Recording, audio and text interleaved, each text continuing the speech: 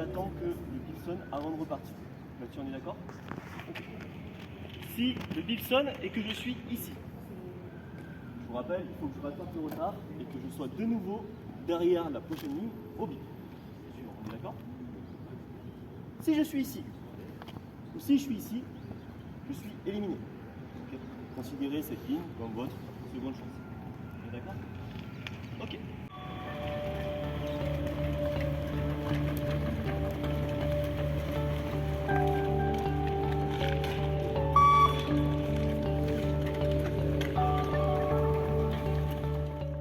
Le conseiller en recrutement encourage le candidat à se préparer à cette journée d'évaluation, enfin ces 2 journées parce que c'est 48 heures, mais il peut arriver qu'effectivement le candidat n'a pas bien préparé la chose. Et au besoin, théoriquement les tests sont valables 3 ans, mais il peut en fonction revenir, repasser pour affiner son projet.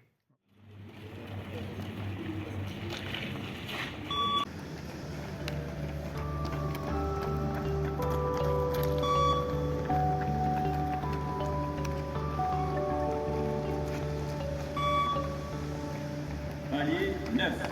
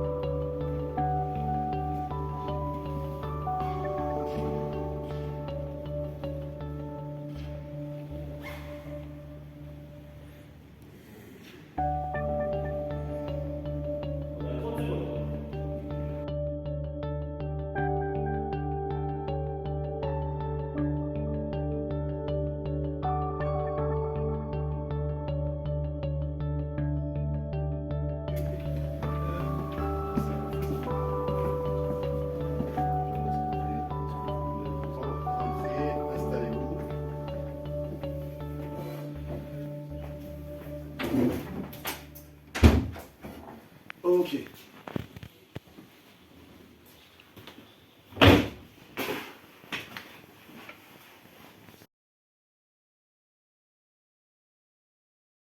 Les jeunes viennent de finir les tests, les entretiens. Qu'est-ce qui se passe pour eux désormais? Alors les jeunes sont arrivés ici pour 48 heures, ils ont passé effectivement un certain nombre d'évaluations, et ensuite ils vont être à nouveau convoqués dans un CIRFA, voir leur conseiller en recrutement, qui va prendre en considération ces tests et mettre en adéquation les aspirations du jeune et les besoins de l'armée de terre. Et donc il y a une discussion qui va s'engager sur le projet professionnel de ce jeune. Il faut voir que nos conseillers en recrutement, c'est vraiment la porte d'entrée pour un jeune qui cherche à s'engager dans l'institution militaire. Et il y a un espèce de parrainage, un peu de coaching qui se met en place entre ce jeune qui vient d'arriver et qui a des aspirations professionnelles, et puis ce conseiller en recrutement qui est un sous-officier ancien, qui a de l'expérience et qui pourra guider le jeune dans son projet. Ce qui explique que la phase de recrutement dure plusieurs semaines à plusieurs mois. Exactement, c'est un parcours professionnel qui s'engage, et donc le jeune qui va nous rejoindre ou aspire à nous rejoindre, il va rentrer dans un processus qui dure entre 2 à 3 mois, parfois ça peut aller jusqu'à 6 mois, en fonction des besoins, et qui va être jalonné par plusieurs étapes. L'étape la première et la plus importante, c'est de rentrer dans un CIRFA, un centre d'information et de recrutement des forces armées, rentrer en contact et prendre un rendez-vous avec un conseiller en recrutement. Ça, c'est le premier entretien. À un moment ensuite, il va être envoyé dans un centre régional d'évaluation, c'est-à-dire ici à Rueil-Malmaison par exemple, pour le groupement de recrutement et de sélection Île-de-France et Outre-mer.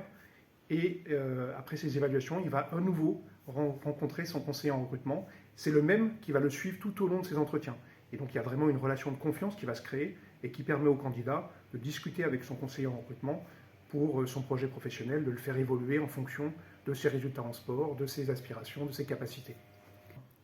Une fois que les résultats sont en phase avec le projet, là le dossier donc passe. Le dossier ensuite est monté en commission au niveau du pôle recrutement jeunesse de la DRHAT, la Direction des ressources humaines de l'armée de terre, et il est mis en concurrence avec d'autres candidats qui eux aussi ont la même aspiration, le même régiment, la même spécialité.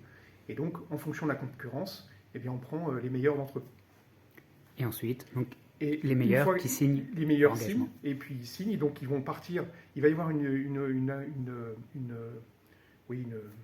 phase quand même importante, à la fois pour le candidat et ses familles. C'est une signature emblématique qui permettra officiellement de faire signer ce jeune devant ses parents et de s'engager devant l'institution militaire.